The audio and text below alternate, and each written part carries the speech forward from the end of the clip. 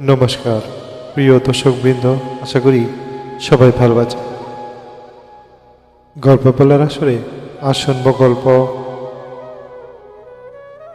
কুলের শিশুই ছিল না শিশু, বুদ্ধি ও সাহসে ধরা পড়ল রাজ্যের সেরা চোর। সেই গোপালবারে মজা গল্প।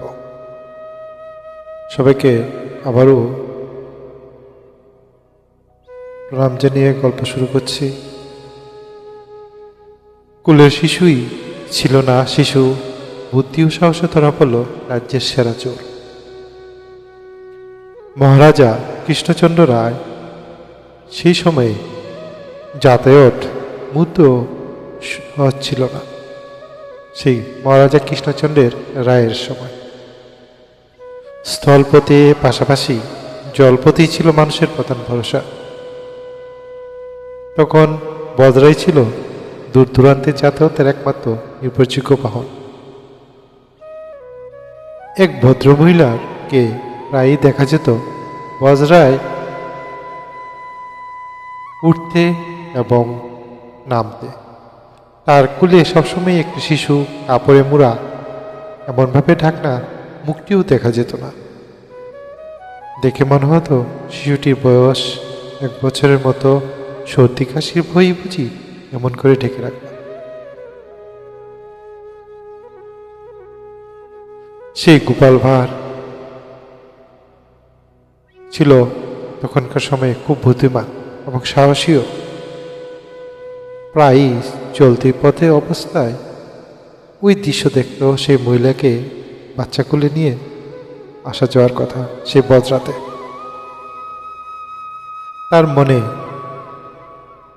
কেমন যেন সন্দেহ জাগল। একই শিশু এইভাবে ঢাকা দিনের পর দিন, কেমন যেন একটা সন্দেহের বিষয় সেই গোপাল ভাঁড়ের মনে জাগল। একদিন সে সাহস করে মহারাজাকে নিজের সন্দেহের কথা জানাল যে এমন একটি মহিলা বাচ্চা কোলে প্রায়ই নৌকা দিয়ে সে বজরায় করে আসা যাওয়া করছে এবং শিশুটি একই রকমভাবে ঢাকা। তখনকার সময়ে দিনে চুরি ডাকাতি ছিল খুব সাধারণ ঘটনা, আর সে চুরাই মাল প্রায় জলপথে পাচার হয়ে যেত এক জায়গা থেকে এক জায়গাতে। কিছুদিন পর হঠাৎ বজরায় সেই মহিলার সঙ্গে দেখা হলো গোপাল ও তার সঙ্গীরা। আর যায় কোথায়, গোপালের মনে এমনিতেই ছিল সন্দেহ। মহারাজারও অনুমোদন পেয়েছে, তাই গোপাল ও তার সঙ্গীরা অনুরোধ করল সেই মহিলাকে, মা একবার শিশুটিকে দেখান না, মা শিশুটিকে একবার দেখান না। মহিলা কিছুতেই রাজি হলো না সেই শিশুটিকে দেখাতে।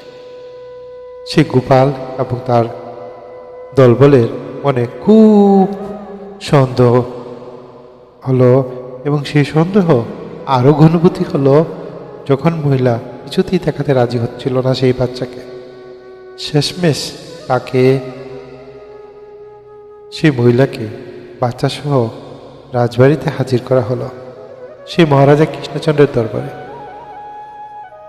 মহারাজা মহিলাকে দেখে বলল, মা, ওরা যেভাবে বলছে সেভাবে বাচ্চাটিকে দেখালে কি হয়? কিন্তু মহিলা তাতেও রাজি হল না। মহারাজার সামনে শিশুটিকে কুলার জন্য মহারাজা অনুরোধ করল এবং পেয়াদাদের হুকুম দিল এবং মহিলার কাছ থেকে শিশুকে নামানো হলো। কিন্তু সবাই তো খুব হতবাক। কেন হতবাক? কারণ এটা যে শিশু নয়, কাপড়ের ভিতর লুকানো ছিল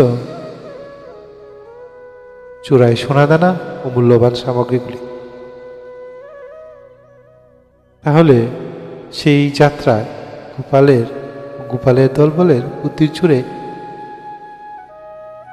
মহারাজার দরবারে ধরা পড়ল সেই চোর মহিলার।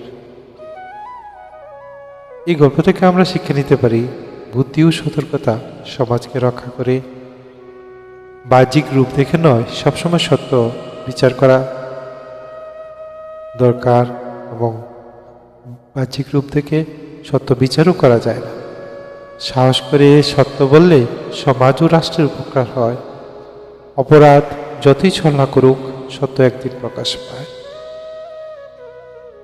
এইভাবে নিজের বুদ্ধি ও সাহসের দ্বারা সেই গোপালের চোর ধরিয়ে দেওয়া দেশের ও ক্ষয়ক্ষতি থেকে রক্ষা করেছিল মহারাজা কৃষ্ণচন্দ্রকে সেই গোপাল। মহারাজা কৃষ্ণচন্দ্র রায় দিলেন তাকে পুরস্কার। মহারাজা কৃষ্ণচন্দ্র রায় তাকে দিলেন পুরস্কার, সম্মান ও রাজের সম্মতি। বুদ্ধি, সাহস ও সমাজের প্রকৃত শক্তি। তাহলে গল্প এখানে শেষ হলো। আপনি কি এমন গল্প আরও শুনতে চান? তাহলে গল্পের সঙ্গে থাকুন। আমাদের চ্যানেলটি লাইক, শেয়ার ও সাবস্ক্রাইব করুন এবং আপনার মূল্যবান মতামত কমেন্ট বক্সে জানান। ধন্যবাদ সবাইকে। পরবর্তী গল্পে আবার দেখা হবে। সবাই খুব ভালো থাকবেন।